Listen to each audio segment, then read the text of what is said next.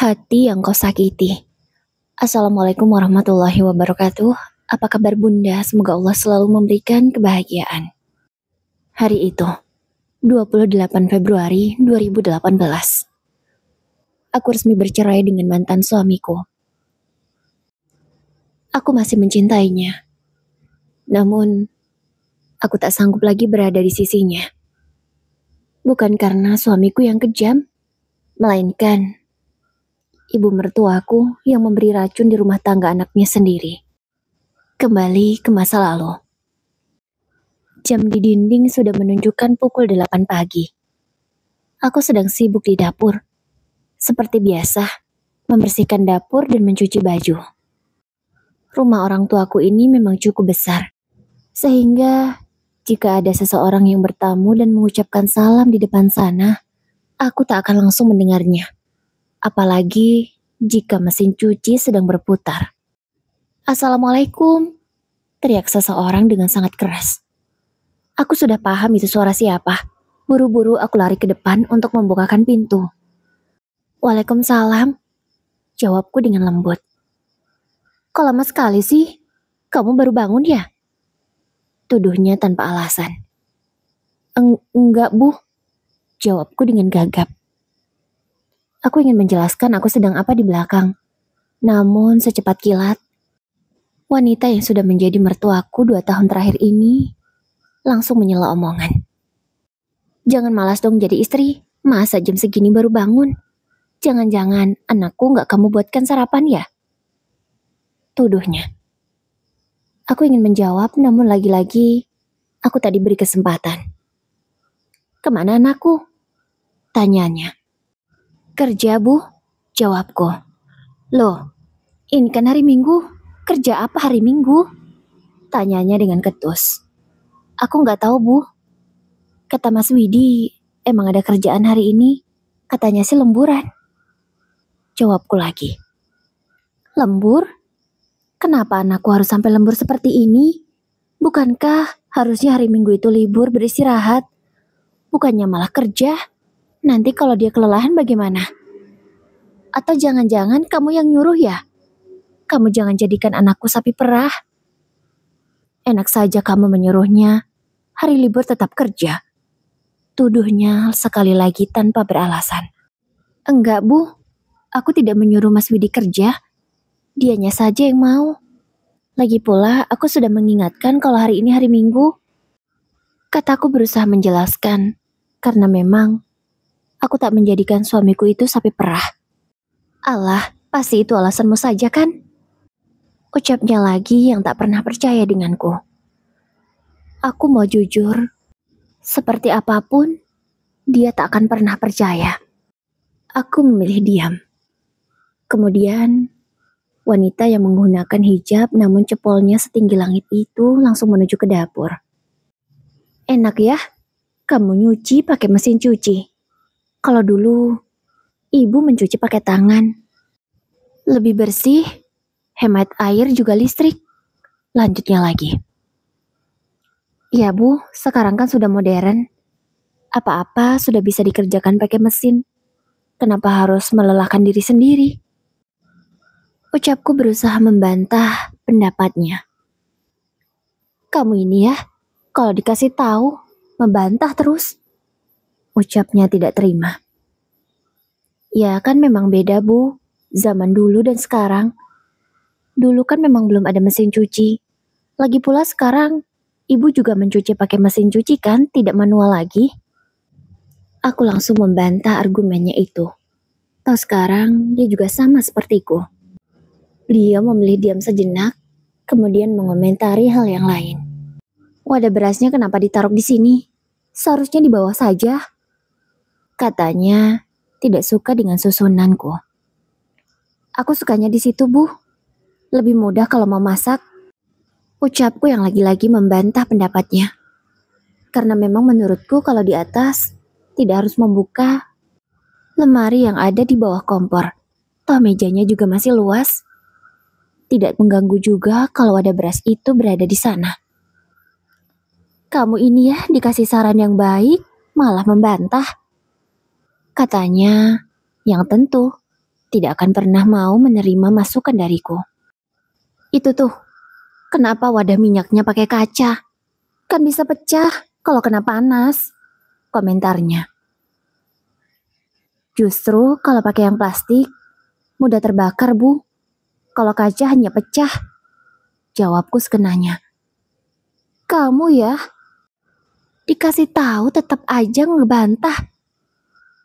Kenapa ya? Widi bisa suka sama wanita seperti kamu. Jangan-jangan, kalau anakku sedang menasihati kamu membantahnya juga ya? Lagi-lagi dia menuduhku. Tergantung, Bu. Kalau nasihatnya bagus dan benar, aku tidak akan membantah. Tapi kalau nasihatnya seperti yang ibu barusan katakan, aku dengan senang hati akan membantahnya secara langsung. Ucapku sambil tersenyum. Hasnah, keterlaluan kamu. Ibu mertua sangat marah. Tentu, dia tersinggung dengan perkataanku. Sudahlah, nyesal ibu pagi-pagi ke sini. Ingin menasihati menantu, malah dibantah seperti ini. Kupikir dia akan langsung pergi karena merasa tersinggung. Namun kini malah menuju ke meja makan. Masak apa kamu? Cuma sambal ikan lele dan tumis kangkung. Mana ada gizinya ini? Katanya sambil membanting tudung saji yang barusan dia tutup lagi. Loh, emangnya lele nggak ada gizinya, Bu? Kangkung itu sayuran hijau, lele itu ikan, gizinya sangat banyak. Lagi-lagi aku membantahnya. Sudah cukup, aku terus mengalah selama ini. Kalau selama 1,5 tahun aku tinggal bersamanya, aku manut. Apa yang dia bilang aku nurut. Tapi sekarang, aku sudah tinggal di rumahku sendiri. Rumah warisan dari orang tuaku. Jadi aku tak mau diaturnya lagi.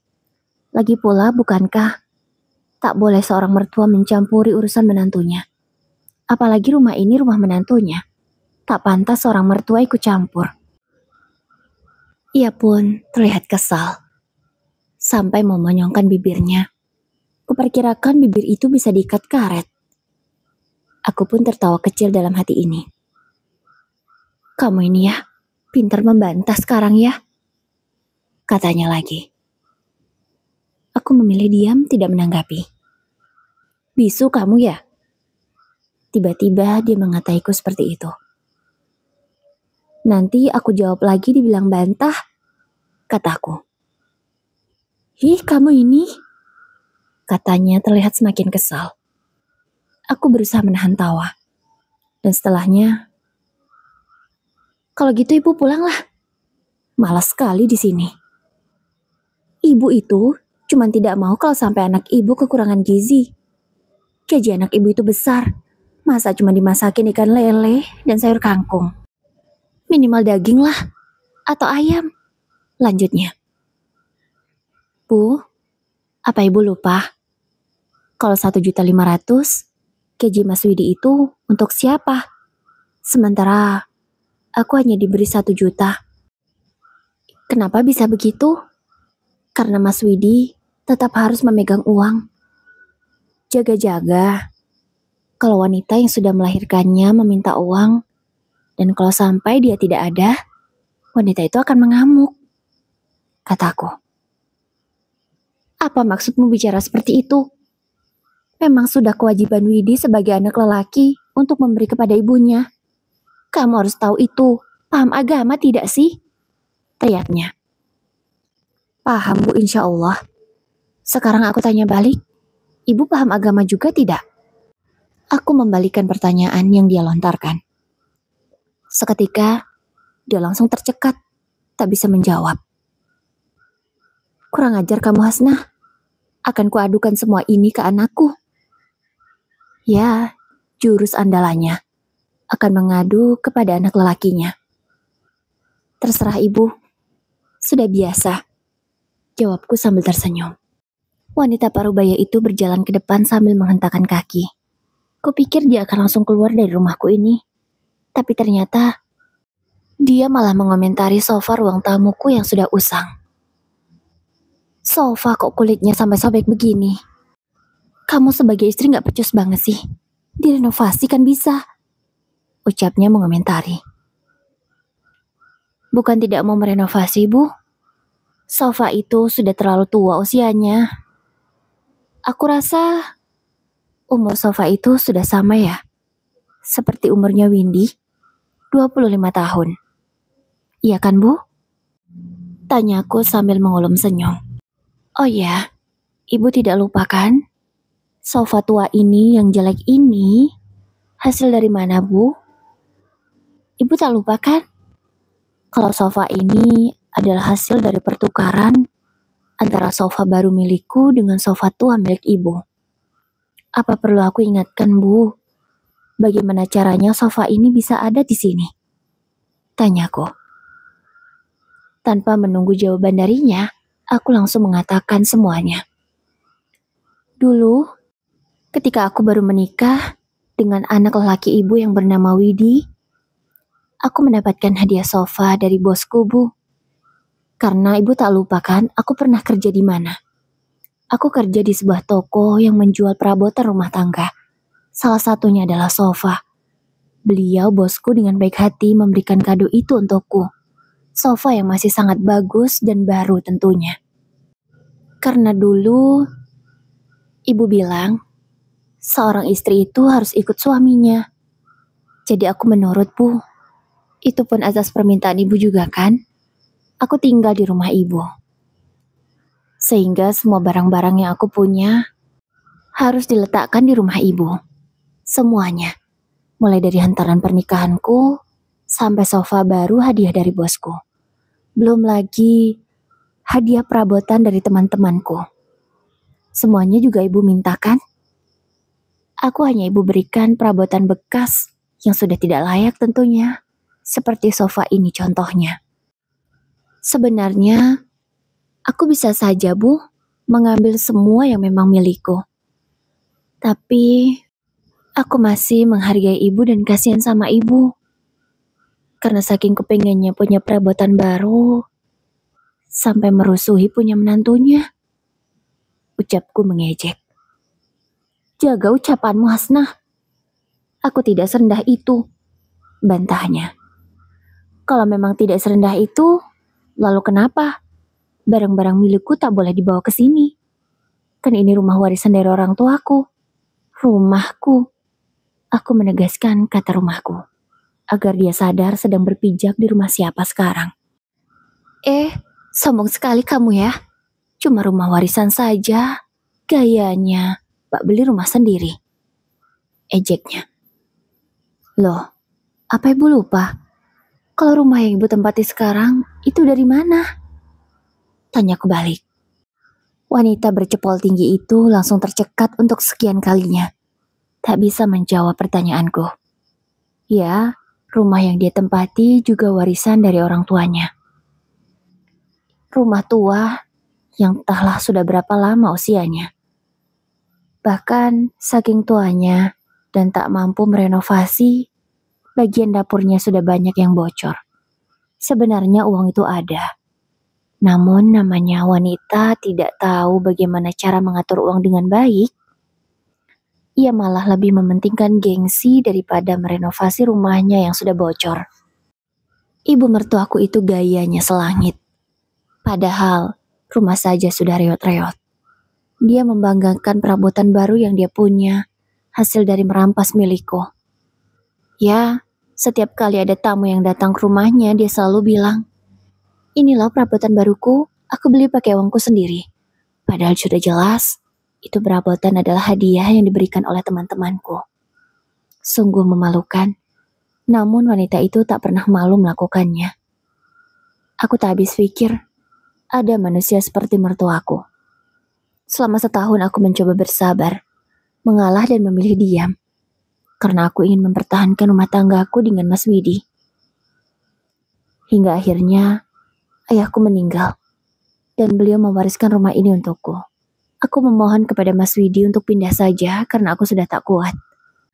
Lagi pula, bukan hanya ibu mertua sendiri yang tinggal di rumahnya. Ada juga adik Mas Widi yang bernama Windy. Sekarang dia sudah berumur 25 tahun. Tapi sudah sebesar itu, dia belum bekerja, padahal dia lulusan S1. Seharusnya sudah sejak lama kan dia kerja. Namun, setelah 3 tahun dia lulus, sama sekali dia belum pernah yang namanya kerja atau mendapatkan uang sendiri dari hasil keringatnya. Jaga ucapanmu, Hasnah. Lihat saja, akan kuadukan semua ini ke Widi, ancamnya. Kemudian wanita itu langsung keluar dari rumahku. Dengan cepat, aku langsung mengunci pintunya dari dalam. Ya, malas saja kalau sampai dia balik lagi dan ngomel-ngomel tidak jelas. Hanya membuang waktu saja. Setengah jam juga menghadapi wanita itu. Seharusnya setengah jam ini aku sudah selesai mencuci baju. Gerutuku kesal. Aku kembali ke dapur melanjutkan pekerjaanku yang tertunda karena ada gangguan. Sore harinya, suamiku sudah pulang kerja.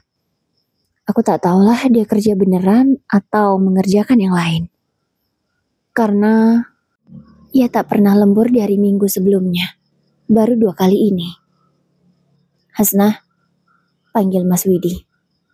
Iya Mas, aku duduk di sampingnya. Dan di tanganku sudah ada segelas teh hangat. Hal itu memang biasa aku lakukan untuk menyambut kepulangan suamiku. Kamu tadi ngomong apa aja sama ibu? Tanyanya dengan nada ketus. Aku menjawab ucapan ibu yang tak benar, Mas. Jawabku apa adanya. Kamu tahu kan adabnya kalau bicara sama orang tua? Dengarkan saja, tidak usah dibantah. Kata suamiku marah. Bukan mau membantah, Mas. Aku cuma tak suka. Ibu suka menuduhku yang bukan-bukan. Belum lagi, ibu habis sekali mengomentari ini dan itu, Mas. Padahal, itu kan tak boleh, Mas. Kamu sendiri kan tahu hal itu, Mas. Tak boleh seorang mertua ikut campur urusan anaknya. Apalagi menantunya, kataku. Udahlah, kalau kamu dibilangin itu didengerin, jangan dibantah terus. Pantaslah ibu marah. Aku sedang menasihatimu saja, kamu membantah. Apalagi ibu yang ngomong, kata Mas Widi. Aku pun langsung diam. Berarti dia merasa aku sedang membantahnya. Padahal bukan begitu maksudku. Aku akan membantah jika itu memang tidak sesuai. Dan aku akan mendengarkan dengan sangat baik jika itu sesuatu yang benar. Terserah kamulah, Mas. Kamu pasti lebih percaya sama ibumu kan daripada aku. Udah biasa. Lanjutku. Aku segera masuk ke dalam kamar. Malas untuk menemaninya. Toh, bicara dengannya pun percuma. Dia tak akan percaya. Hasnah, aku belum selesai bicara. Teriaknya. Nanti saja, aku sekarang sedang malas. Ucapku. Bagus ya, sekarang kamu jadi istri yang pembangkang. Teriaknya lagi. Bagus ya Mas, kamu sekarang jadi suami yang suka membentak istrinya. Timpalku. Tanpa menunggu ucapan selanjutnya, aku langsung mengunci pintu dari dalam. Ya, kalau terus diladeni tak akan ada habisnya. Kuraih ponselku. Ku ambil headsetku. Ku dengarkan musik dengan cukup keras, sehingga teriakan dari luar tak akan pernah terdengar. Aku baru menghentikan aksiku ini setelah kulihat jam. Menunjukkan pukul 6:10 sore. Sudah maghrib. Aku menyudahi mendengarkan musik. Aku keluar kamar untuk mengambil air wudhu, untuk melaksanakan kewajibanku sebagai seorang muslim. Terlihat Mas Widi sedang berbaring di sofa lusuh dari ibunya. Ia terlihat bermain ponsel. Sepertinya dia tidak menyadari aku yang keluar kamar. Sehingga dengan jelas, aku bisa tahu apa yang sedang ia lihat. Mas Widi sedang menonton video wanita berjoget. Dan sepertinya dia menikmati tontonannya itu. Astagfirullah. Ternyata, kamu tak bisa menjaga pandanganmu lagi, Mas. Batinku. Aku malas untuk berbicara dengannya, atau langsung menegurnya saat itu. Aku memilih untuk melanjutkan dan melaksanakan kewajibanku terlebih dahulu. Kupikir, setelah aku selesai sholat, dia sudah berhenti menonton video semacam itu. Namun nyatanya dia masih tetap melanjutkannya dengan asik. Aku diam-diam mengambil video. Ya mana tahu, ini bisa menjadi barang bukti suatu hari nanti. Parah sih. Ternyata, dia lebih menyukai tubuh wanita lain daripada tubuhku sendiri. gumamku. Mas, belum selesai nontonnya. Panggilku dengan suara lembut. Dan laki-laki itu seketika langsung kaget dan langsung mematikan ponselnya. Kamu apaan sih ngagetin? Katanya dengan wajah panik. Oh, ngagetin ya? Iya sih kaget soalnya kamu terlalu asik dengan ponselmu itu. Sampai-sampai matamu tidak berkedip, ucapku menyindir. Maksudmu apa? Tanyanya seperti tidak terima. Aku langsung menunjukkan bukti yang aku punya tadi. Ini, kataku. Ia berusaha merebut ponsel itu namun dengan cepat aku mengamankan ponsel milikku. Mas, kamu itu sudah punya istri. Aku juga bisa kalau seperti wanita yang ada di video itu. Tapi hanya untukmu. Tidak dipamerkan seperti wanita itu ke semua orang. Sadar, Mas. Itu sebuah dosa, ucapku. Kupikir laki-laki itu akan menerima.